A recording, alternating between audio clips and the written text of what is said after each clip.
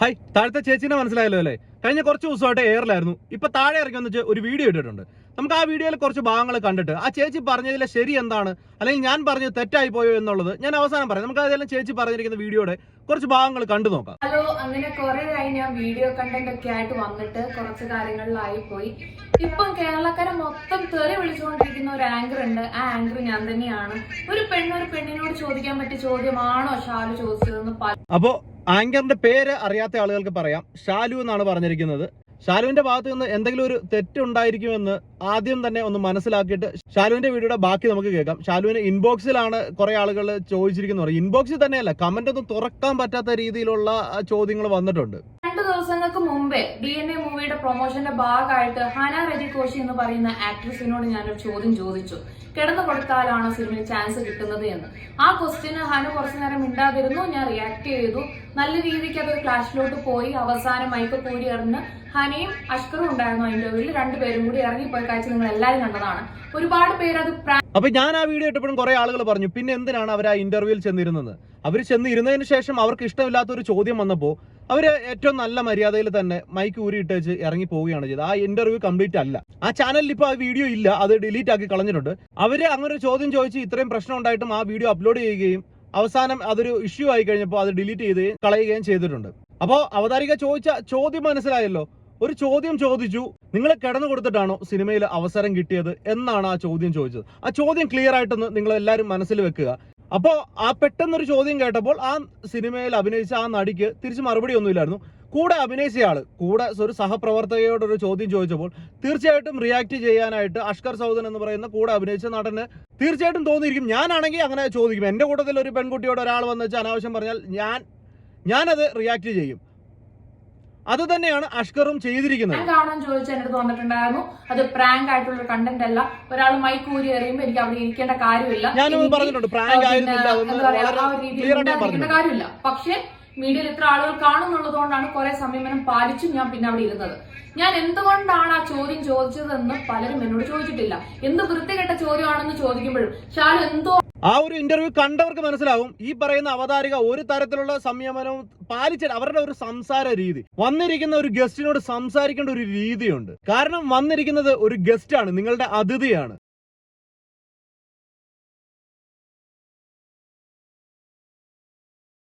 ാണ് ആ ചോദ്യം ചോദിച്ചത്, എന്താണ് കാരണം എന്നൊരു ചോദ്യം ചോദിക്കാൻ പോലും ആരും മുമ്പോട്ട് വന്നിട്ടില്ല. അതിനുള്ള ഉത്തരം പറയാനാണ് ഞാൻ വന്നിരിക്കുന്നത്. എന്റെ ഭാഗം ക്ലിയർ ചെയ്യാനാണ് ഞാൻ വന്നിരിക്കുന്നത്. അപ്പൊ നിങ്ങൾക്കിത് മനസ്സിലാക്കേണ്ടത്, അവതാരികയോട് ഇന്ന് വരെ ആരും ചോദിച്ചില്ല ഷാലു എന്തുകൊണ്ട് അങ്ങനെ ഒരു ചോദ്യം ചോദിച്ചു എന്ന്. അതിന് ക്ലിയർ ആയിട്ട് അവരൊരു മറുപടി തരുന്നുണ്ടെങ്കിൽ തീർച്ചയായിട്ടും ഞാൻ പറഞ്ഞതടക്കമുള്ള കാര്യങ്ങൾ തെറ്റാണെന്ന് ഞാൻ പറയാം. അവരുടെ മറുപടി എന്താണെന്ന് നിങ്ങളൊന്ന് കേട്ടു നോക്കുക. ഞാൻ ആങ്കറിങ്ങിന്റെ ഒപ്പം പാഷനായി കൊണ്ടു നടക്കുന്ന ഒരു ഡ്രീമാണ് ഫിലിമിൽ അഭിനയിക്കുക അല്ലെങ്കിൽ സീരിയൽ അഭിനയിക്കുക എന്നുള്ളത്. ഒരുപാടെടുത്ത് ഞാൻ ഓഡീഷൻസിന് പോയിട്ടുണ്ട്, സെലക്ട് ആവുകയും ചെയ്തിട്ടുണ്ട്.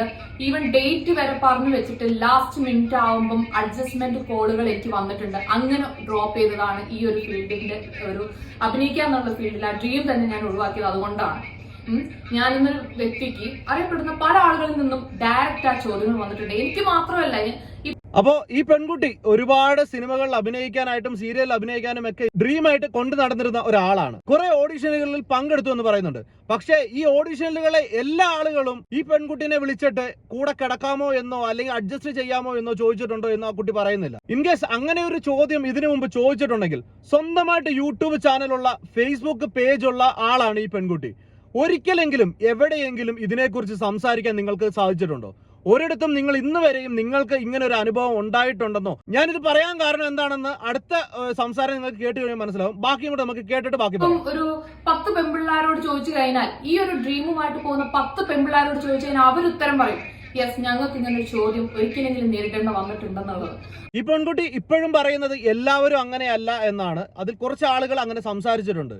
ഇതുപോലെ നടക്കുന്ന പെൺകുട്ടികളോട്, അഭിനയിക്കാൻ ആഗ്രഹവുമായിട്ട് നടക്കുന്ന പല പെൺകുട്ടികളോട് ചോദിച്ചാലും ഒരിക്കലെങ്കിലും അങ്ങനെ ഒരു ചോദ്യം ഇവര് അനുഭവിച്ചിട്ടുണ്ട്. ഇല്ല എന്നൊന്നും ഞാൻ ഒരിക്കലും പറയുന്നില്ല. ഇത് പണ്ട് കാലത്ത് ശീല, ശ്രീവിദ്യ ഇവരൊക്കെ പല ഇന്റർവ്യൂവിലും പറഞ്ഞിട്ടുണ്ട്. അന്നത്തെ കാലത്ത് സിനിമയിലേക്ക് ഒരു പെണ്ണിനെ അഭിനയിക്കാൻ വിടുക എന്ന് പറയുന്നത് പോലും അന്നത്തെ കാലത്ത് ഏറ്റവും മോശപ്പെട്ട ഒരു കാര്യമായിട്ട് കണ്ടിരുന്ന കാലത്താണ് അവര് വളർന്നു വന്നതെന്ന് അവർ പറഞ്ഞിട്ടുണ്ട്. അതുകൊണ്ടാണ് ഈ ഫിലിമിൽ നിൽക്കുന്ന വ്യക്തി ആയതുകൊണ്ട് കൂടി തന്നെ ഞാൻ കുറച്ചു നേരം ഹനിയോട് പേഴ്സണലി സംസാരിച്ചപ്പോൾ I thought she is A bold lady. Bold ആണെന്ന് മനസ്സിലാക്കിയത് കൊണ്ട് തന്നെയാണ് ഹനയോട് ഞാൻ ഒരു ചോദ്യം ചോദിക്കാനുള്ളത് കാണിച്ചതും. ഇപ്പൊ ബോൾഡ് അല്ലായിരുന്നെങ്കിൽ ഞാൻ ആ ചോദ്യം ചോദിക്കത്തില്ലായിരുന്നു. പുള്ളിക്കാരിക്ക് ഒരുപാട് കാഴ്ചപ്പാട് ലൈഫിനെ പറ്റിയുണ്ട്. അപ്പൊ അതെല്ലാം കണ്ടപ്പോൾ പുള്ളിക്കാരി തന്നെയാണ് ക്വസ്റ്റ്യൻ ചോദിക്കാൻ ആപ്റ്റ് ആയിട്ടുള്ള ഒരാളെന്ന് എനിക്ക് തോന്നി. അതുകൊണ്ട് ഞാൻ ആ ക്വസ്റ്റ്യൻ ചോദിച്ചു. ബട്ട് കുറച്ചു നേരം പുള്ളിക്കാരി സൈലന്റ് ആയിപ്പോയി. പുള്ളിക്കാരി എന്റെ അടുത്ത് നിന്ന് ആ ക്വസ്റ്റ്യൻ എക്സ്പെക്ട് ചെയ്തില്ല. അങ്ങനെ മിണ്ടാതിരുന്നപ്പോ എനിക്ക് സ്വാഭാവികമായിട്ട് എന്റെ പഴയ കാര്യങ്ങൾ ട്രിഗർ ആയി. പറയുന്നില്ല, പുള്ളിക്കാരി ബോൾഡാണ്, എന്തുകൊണ്ട് റിയാക്ട് ചെയ്യുന്നില്ല. അപ്പൊ ഞാൻ ചോദിച്ചു, ഹന കിടന്നുകൊടുത്തോണ്ടാണ് അപ്പൊ ചാൻസ് കിട്ടിയതെന്ന്. കാരണം എനിക്ക് പുള്ളിക്കാരിയുടെ അടുത്ത് നിന്ന് വ്യക്തമായ ഒരു ഉത്തരം വേണമായിരുന്നു. പുള്ളിക്കാരിക്ക് എന്താണ് ഇതിൽ നടക്കുന്നത് എന്നൊരു പിക്ചറിൽ നമുക്ക് പറയാമായിരുന്നു. അത് പുള്ളിക്കാരി പറയാതെ അവിടെ അഷ്കറാണ് കൂടുതലായിട്ട്. അപ്പൊ ഇപ്പോഴും ആ പെൺകുട്ടി പറയുന്നത് ഹനയിൽ നിന്ന് കേൾക്കണം, ഹന്നയിൽ നിന്ന് കേൾക്കണമെന്നാണ്. എന്തുകൊണ്ട് നിങ്ങൾ ഇതിന് മുൻകൈ എടുത്തില്ല എന്നാണ് എനിക്ക് ചോദിക്കാനുള്ളത്. നിങ്ങൾ ഇത്രയധികം അനുഭവങ്ങൾ ഉണ്ടായിട്ടും ഒരിക്കലെങ്കിലും എവിടെയെങ്കിലും പ്രതികരിക്കാൻ നിങ്ങൾ ഇത്ര ബോൾഡായിട്ട് ആ പെൺകുട്ടിയോട് സംസാരിച്ച ആളല്ലേ. ഇതിൽ നിങ്ങൾ പറയുന്നുണ്ട് ആ പെൺകുട്ടി ഹന്നയോട് ഇന്റർവ്യൂവിന് മുമ്പ് ഞാൻ സംസാരിച്ചിരുന്നു, ആ പെൺകുട്ടി കുറച്ച് ബോൾഡ് ആണെന്ന് എനിക്ക് തോന്നി എന്നാണ് പറഞ്ഞത്. അതായത് ജീവിതത്തിൽ നല്ല കാഴ്ചപ്പാടുള്ള ആളാണ്. നല്ല കാഴ്ചപ്പാടുണ്ടാകുക എന്ന് പറഞ്ഞു കഴിഞ്ഞാൽ ഇതുപോലത്തെയുള്ള ചെറ്റ ചോദ്യങ്ങൾക്ക് മറുപടി പറയുക എന്നുള്ളതല്ല. നിങ്ങൾ ആ ചോദ്യം ചോദിച്ചപ്പോൾ ഹന്ന ആ ചോദ്യം പ്രതീക്ഷിച്ചില്ല എന്ന് നിങ്ങൾക്ക് മനസ്സിലായി. അതുകൊണ്ട് തന്നെ ഹന്ന കുറച്ചു നേരം സൈലന്റ് ആയി എന്നും നിങ്ങൾ പറയുന്നുണ്ട്. പിന്നെയും എന്തിനാണ് അവരെ ട്രിഗർ ചെയ്തുകൊണ്ട്? എനിക്ക് ഇതിൽ നിന്ന് വ്യക്തമായ ഒരു കാര്യം എന്താണെന്ന് വെച്ച് കഴിഞ്ഞാൽ, നിങ്ങൾക്ക് അഭിനയിക്കാൻ അവസരം കിട്ടാതിരുന്നത് ഏതോ ഒരാൾ അല്ലെങ്കിൽ ഒന്നോ രണ്ടോ ആളിൽ നിന്ന് ഇതുപോലെയുള്ള ഒരു സാഹചര്യം നിങ്ങൾക്ക് ഉണ്ടായത് കൊണ്ടാണ്. ആ ഒരു വിഷയം ട്രിഗർ ആയിട്ട് നിങ്ങളുടെ ഫ്രസ്ട്രേഷൻ തീർക്കാനായിട്ടാണ് ഹന്നയെ അത്രയധികം നിങ്ങൾ ചൊടിപ്പിച്ചത് എന്ന് വളരെ വ്യക്തമായിട്ട് മനസ്സിലാവുന്നത്. നിങ്ങൾ ഈ പറഞ്ഞ ചോദ്യങ്ങളിലടക്കം ആസ് എ ഇന്റർവ്യൂവർ നിങ്ങൾക്ക് ചോദിക്കാം. കാസ്റ്റിംഗ് കൗച്ച് നിങ്ങൾ ഇതിനകത്ത് ഈ ഒരു വീഡിയോയിൽ ഷാലു പറയുന്നുണ്ട്, കാസ്റ്റിംഗ് കൗച്ച് എന്ന് പറയുന്നത് മലയാള സിനിമയിൽ ഉണ്ടെന്ന്. മലയാള സിനിമയിലല്ല, ലോക സിനിമയിൽ എല്ലായിടത്തും ഉള്ള സാധനം തന്നെയാണ് ഈ കാസ്റ്റിംഗ് കൗച്ച് എന്ന് പറയുന്നത്. അത് ഇല്ല എന്ന് ഒരിക്കലും പറഞ്ഞു. അതുകൊണ്ടാണ് ഞാൻ ഷീലയുടെ ശ്രീവിദ്യയുടെ കാര്യങ്ങളടക്കം ഞാൻ ഇതിനകത്ത് പറഞ്ഞത്. അന്ന് മുതലേ ഉള്ള കാര്യങ്ങളൊക്കെ തന്നെയാണ്. കയ്യിലൊന്നും അറിയാതെ കാശ് വരുന്ന കുറെ എണ്ണങ്ങള് മനസ്സിൽ പല ഉദ്ദേശവും വെച്ചുകൊണ്ട് സിനിമ എടുക്കുന്നുണ്ട്. ഇല്ലാന്നൊന്നും ആരും പറയുന്നില്ല. അങ്ങനെയുള്ള സിനിമകൾ തിയേറ്ററിൽ പോലും എത്താതെ അവരുടെ ആ കാശിന് ഒരു കണക്കുണ്ടാക്കാൻ വേണ്ടി മാത്രം ഉണ്ടാക്കി പോകുന്ന സിനിമകളുണ്ട്. പക്ഷേ ഈ പെൺകുട്ടിയോട് ഷാലു ചോദിച്ച ആ ചോദ്യം, നിങ്ങൾക്ക് സിനിമയിൽ ഇങ്ങനെ ഒരു സാഹചര്യം നേരിടേണ്ടി വന്നിട്ടുണ്ടോ? നിങ്ങളോട് ആരെങ്കിലും കിടന്നു തരാൻ ചോദിച്ചിട്ടുണ്ടോ?